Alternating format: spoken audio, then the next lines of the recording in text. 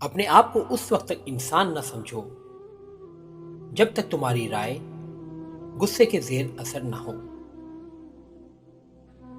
جس کو غصہ بہت دیر سے آتا ہے بہت عقل مند ہے، اور جو بہت جلد غصہ کرتا ہے وہ اپنی بے وقوفی ظاہر کرتا ہے۔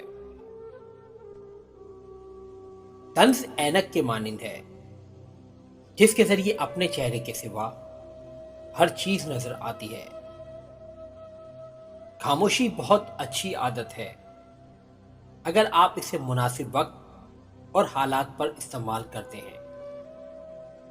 بھروسہ وہ نازک شیشہ ہے جو ایک بار ٹوٹ جائے دوبارہ نہیں جڑتا، اور اگر جڑ بھی جائے چہرے دو ہی نظر آتے ہیں۔